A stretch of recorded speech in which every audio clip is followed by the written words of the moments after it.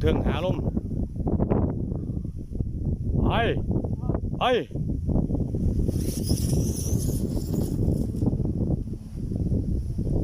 แล้วครับไปแล้วครับไปแล้ว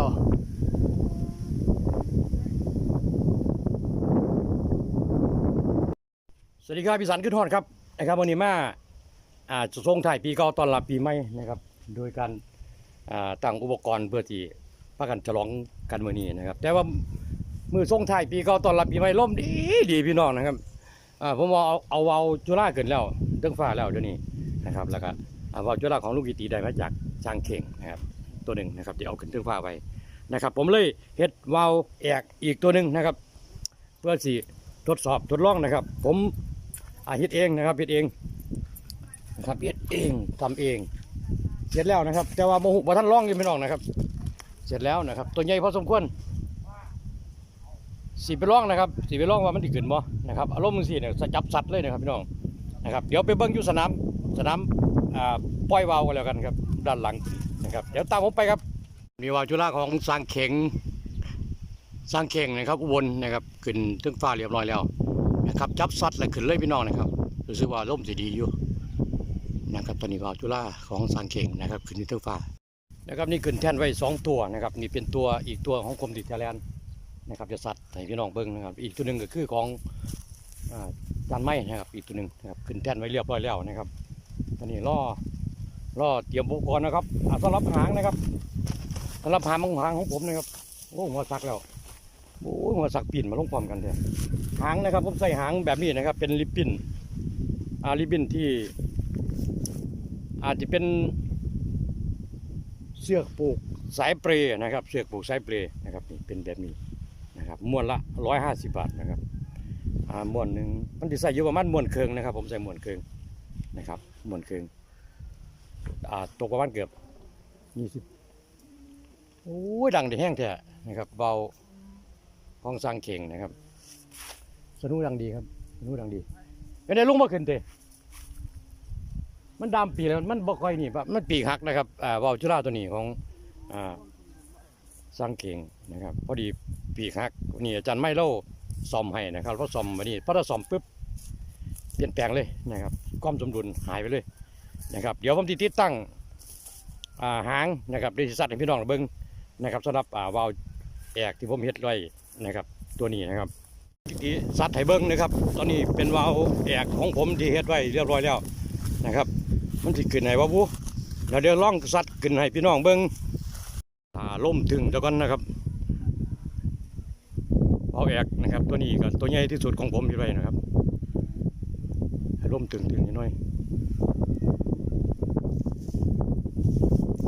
มันหัวลม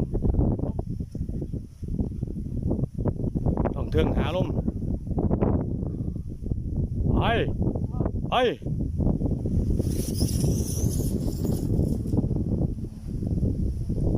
ไปแล้วครับไปแล้วครับไปแล้ว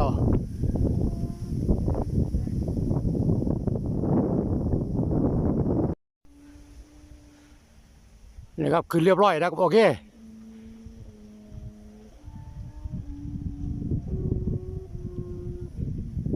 สนุกดังดีครับสนุกดังดีมาก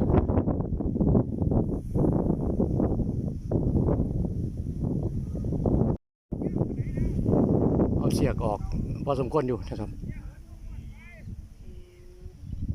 เสือกไว้อยู่นี่นะครับผมเอาเสือกออกอีกนะครับเพราะว่าแยงหัวระยะว่ามันตีนี่สำหรับนะครับนี่ชื่อเสือกวาวนะครับนี่วาล์วจุฬานะครับวาล์วจุฬาแหละครับมาเป็นวาล์วแอกที่ขึ้นเมื่อกี้นะครับเอาพัดเซลใช่กันเนาะดิเนาะเอา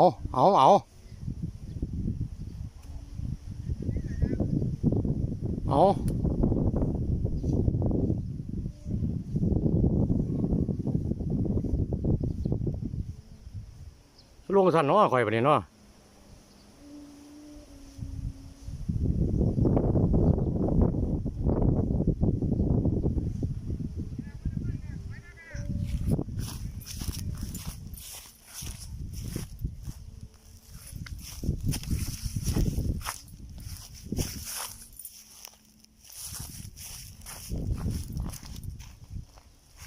เอา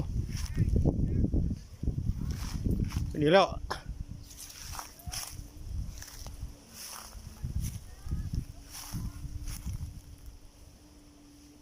แล้วครับพี่น้องเฮ้ยหัวสักเมาหัน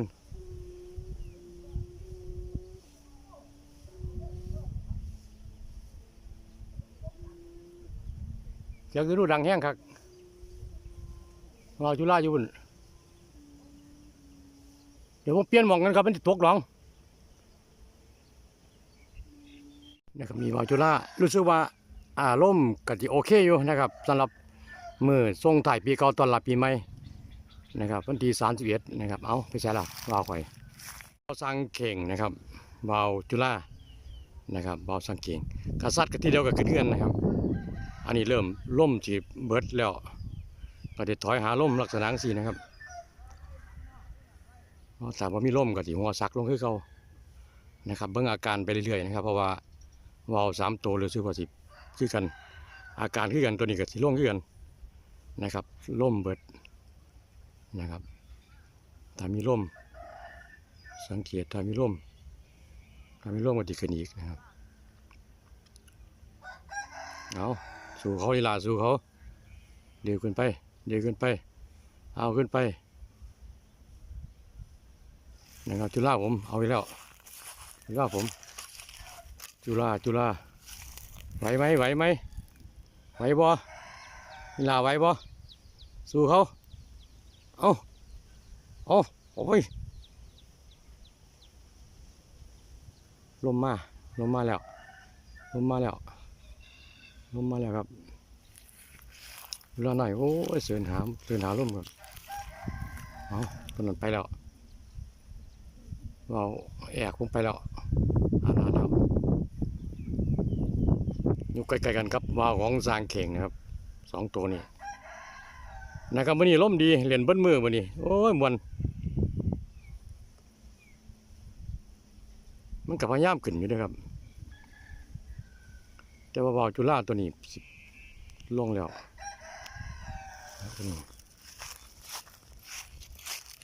ล่มนะครับมอไว้แล้วว่ามีล่มนะครับรอล่มแป๊บหนึ่งถ้ามีล่มเขาก็จะเสด็จกันทันทีมีล่มแล้วหุ่น